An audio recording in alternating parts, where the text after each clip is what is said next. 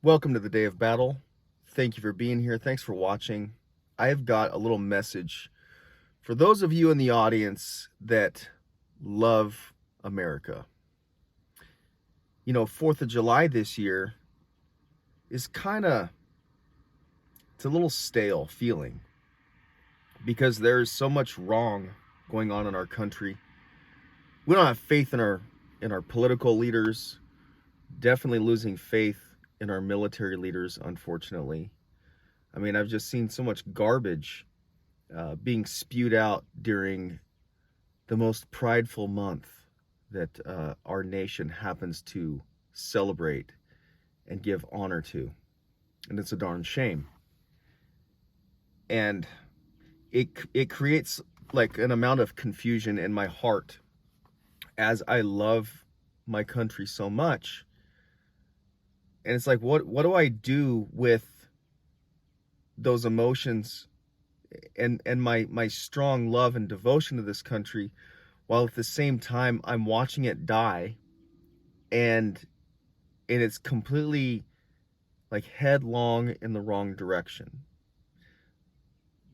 It's such a conflicting feeling or thought within me. It's like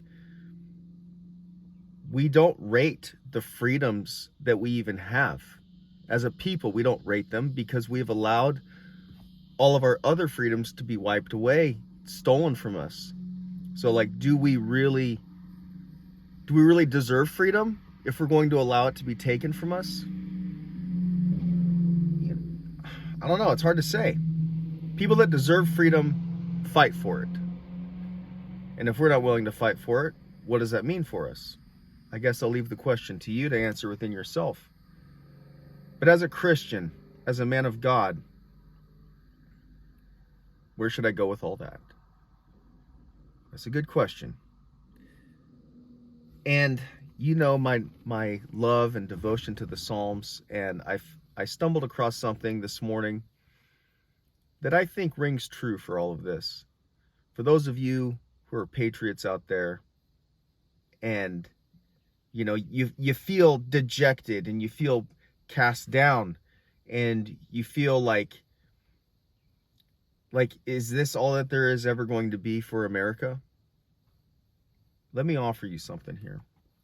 So in Psalm 44, you have a writing from the sons of Korah.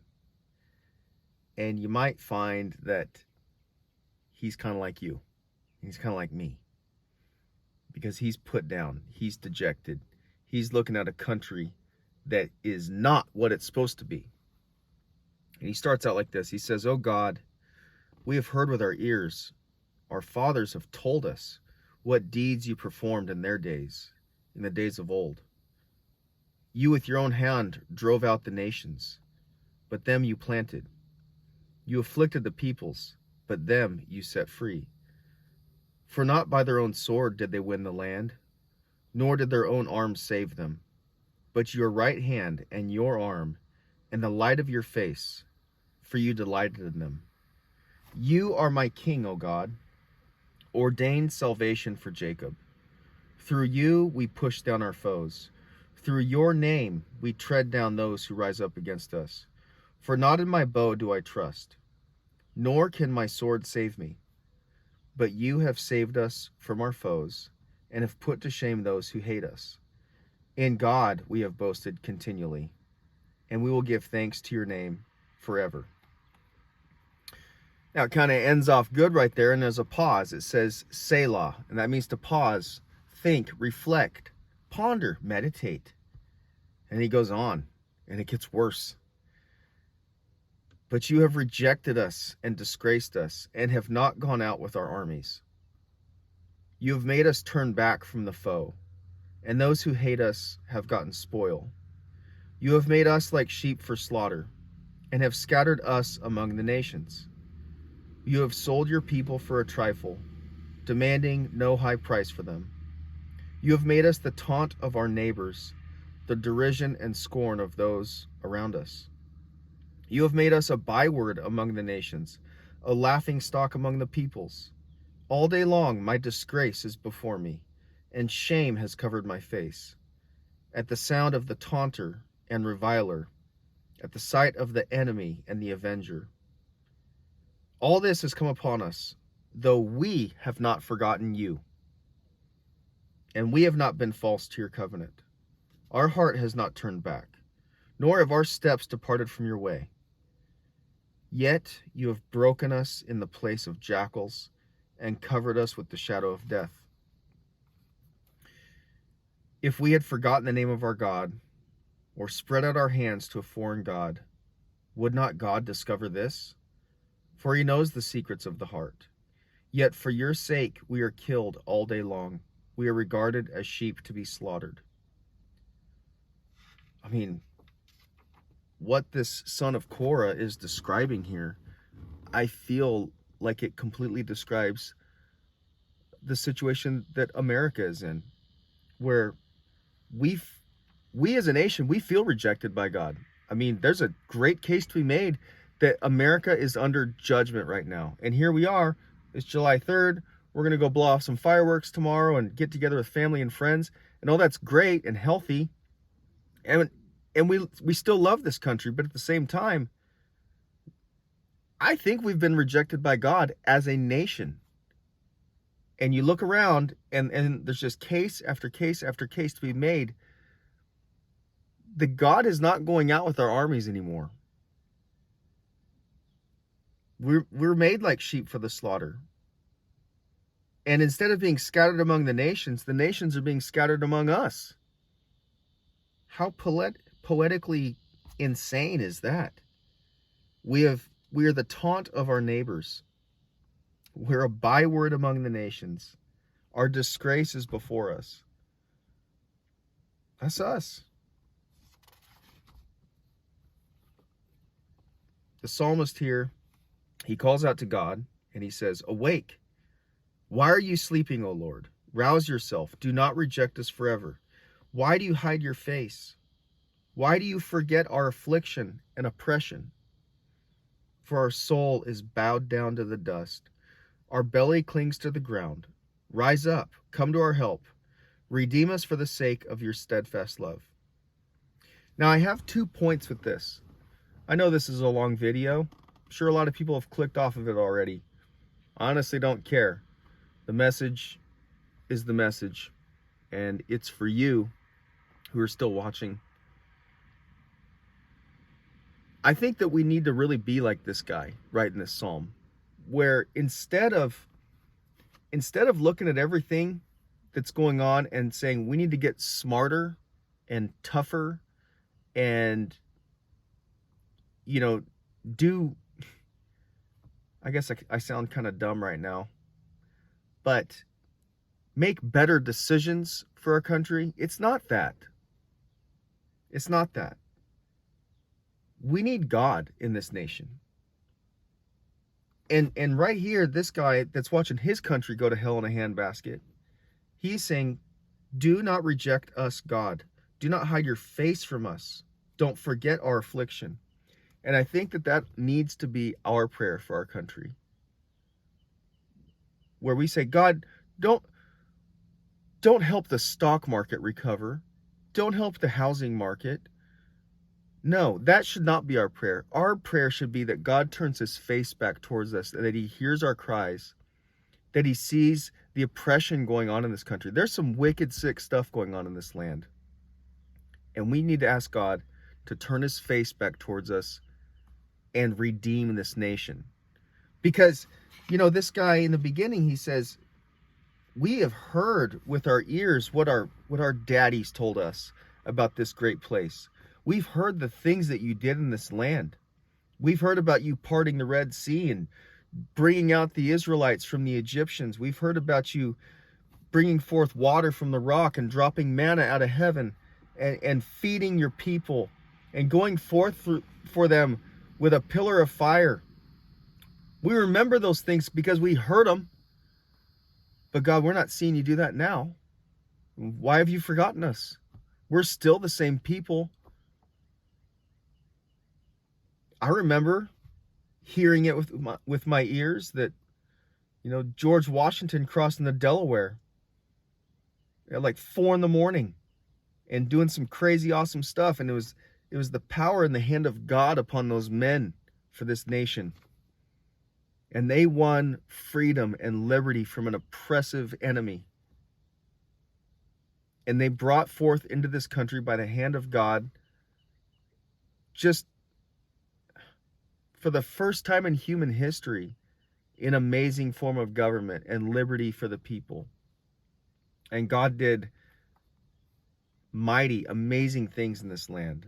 But you look around now, and it's not happening anymore. And I'm not saying God's not working at all. He is. He's working in individual lives and circumstances. But he's not going out with our armies.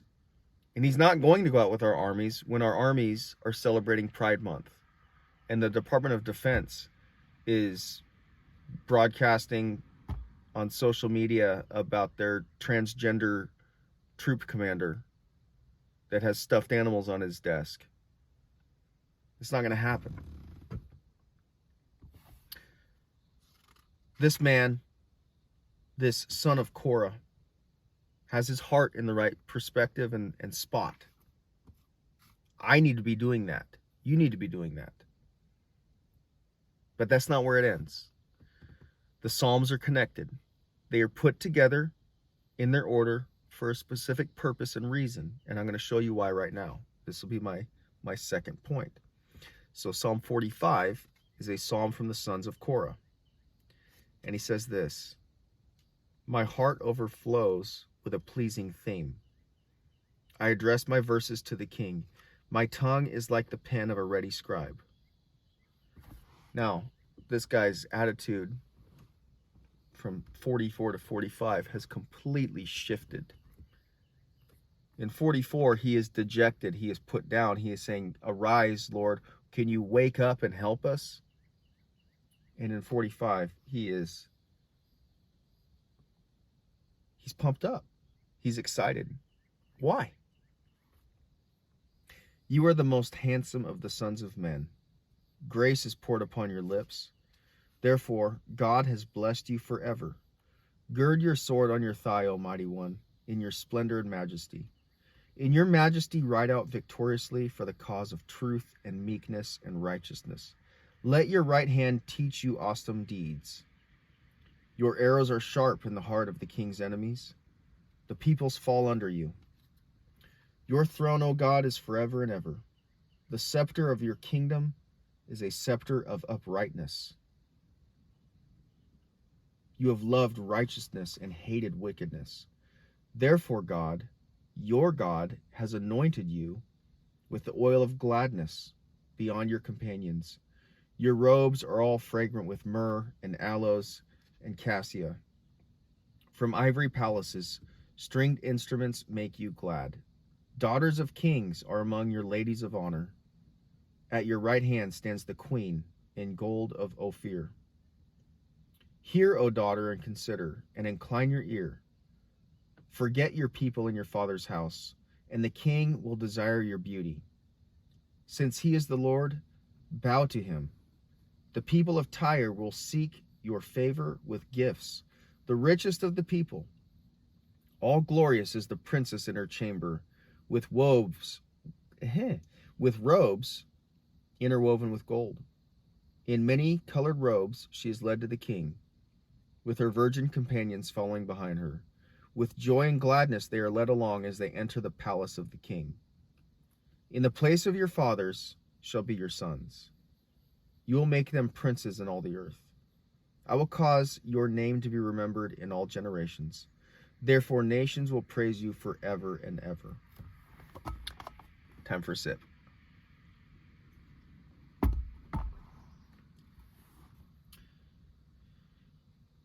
His heart is overflowing with a good theme, and he is extremely pumped up and excited to write Psalm 45 because of his perspective. And it doesn't mean that everything's going on right in his country as he writes Psalm 45. But he is looking forward. He is not just looking at the here and now in 2023. on the tail end of Pride Month, and all of the debauchery on display still as you try to go and get a hamburger somewhere, and walk into a pride flag or something. His focus, his perspective is that the throne of God is forever and ever. That the scepter of the kingdom of God is a scepter of uprightness. That God is going to deal with his enemies. It's really it is an expression of God's sovereign control over everything. Even though God may have turned his back on this nation, even though he may not be going out with our armies, he's still in control. He's still sovereign. And this psalm is also a forward look to the coming king, to the Messiah, to the earthly reign of Jesus Christ on Mount Zion, on David's throne. That is what it's looking forward to. And that is what has this guy pumped up out of his mind. It's quite interesting where he says in verse 7, he says, "Therefore God, your God, has anointed you." Interesting. You are getting a picture of the Father and the Son in the Psalms. In the Old Testament times, there was a Father and a Son.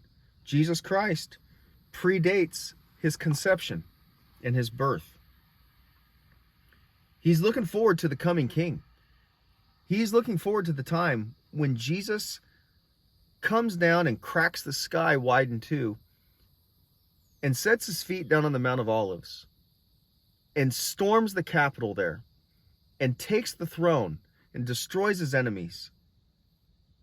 And that's what gives this son of Korah the ability to live in a wicked land, to love his country, but see it through to the end and go, I know we're screwed up, but I know what's going to happen in the end.